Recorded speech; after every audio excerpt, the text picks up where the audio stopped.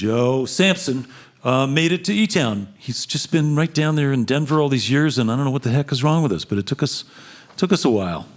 Took us a while, and here you are. Here I am. Yeah. Thank you. Welcome, welcome. Thank you, everybody. Yeah. So you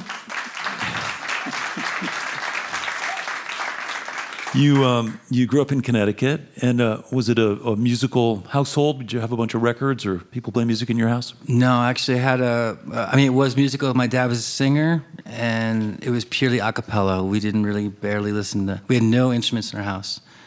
I mean, he listened to a lot of music, but it was mostly, if you can't sing it without music, then no good. So he would just sing, and then. What kind of songs did he sing? It was, I mean, my dad was from, he was born in 1932, so he was a different generation, I mean, he was older when he had me, so it wasn't I should have like a 60s parents, I think, but I didn't. Sometimes I wish my parents saw the Beatles or something, but they didn't. I think my dad was more into like Perry Como and Frank Sinatra and but he was a good Al singer. Jolson. He was an amazing singer, and he pushed that on us. I mean, he could do anything, for sure. But yeah, when I brought the guitar to the house when I was 15, he always told me, like, we don't need that. We don't need that. Oh, wow. Yeah. He wouldn't just a cappella singing. He would just go, and he'd just do that thing. And wow. I mean, he was a true talent. I never think their parents are amazing. Well, not everybody. But I do. And but he was a true talent, for sure. I mean, he was incredible. Was there a moment or a song or an artist or a show or a record or something that happened for you that gave you the sense that you could write songs as opposed to just learning songs?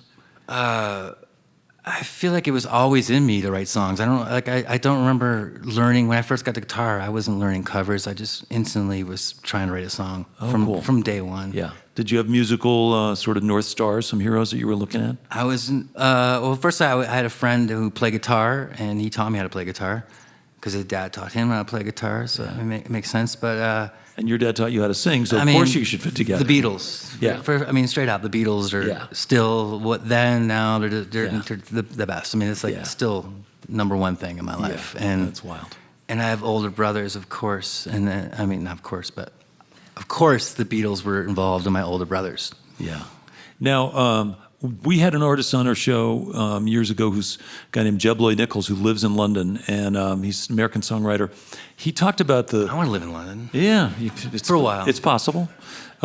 He talked about walking and how walking as a songwriter helped him find that sort of cadence, and I couldn't help just knowing that both you and your dad were mail carriers for the post office at some point in your lives. Whether the walking and the pace and the cadence of that ever contributed to your songwriting. Yeah, I mean, I can't speak for him, but I can speak for me. I mean, the walking, I mean, I think the mail service is different than it was when my dad was a mailman 30 years ago. Now it's like, no first-class mail. It's basically mostly junk mail. Yeah.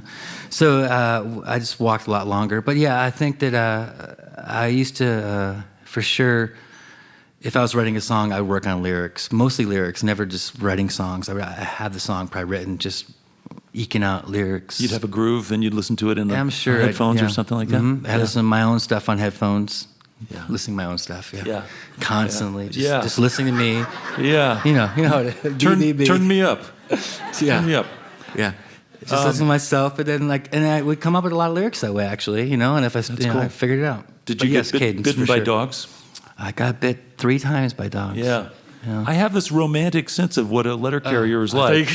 But the letter carrier's life, when it's a beautiful day, and I imagine that it's not a bad gig, but maybe it's not so great. I don't know. I think with somebody I have terrible anxiety, and I think somebody who has anxiety. My dad, I don't know. I can't against. I don't know. Somebody's cheer anxiety.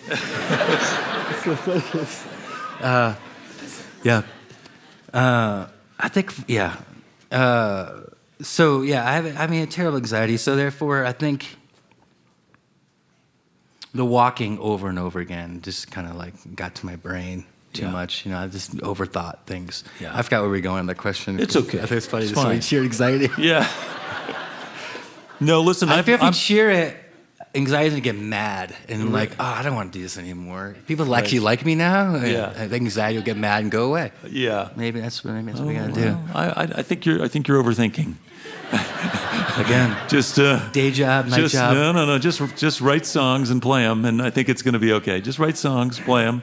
I noticed earlier that you and I have socks that are similar to each other. do. And that I always made me mention that. feel a certain solidarity. We do. Yeah, the striped Random, socks. huh? The brotherhood of the striped sock. Yeah.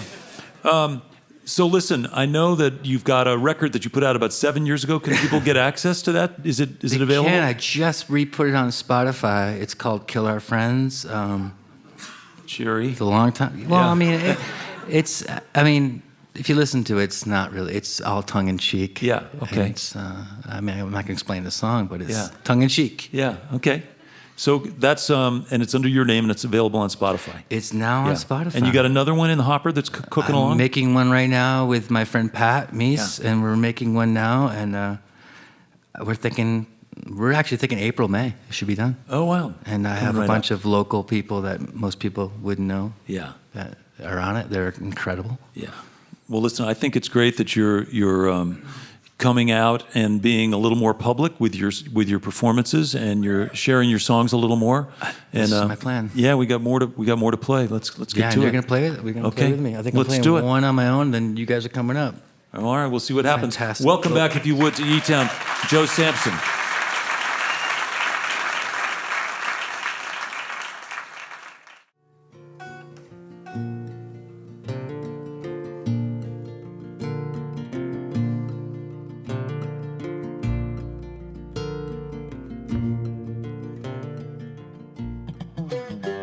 Hi, this is Nick Forster from eTown. If you want to stay up to date with all the performances, interviews, and behind-the-scenes footage, click the subscribe button.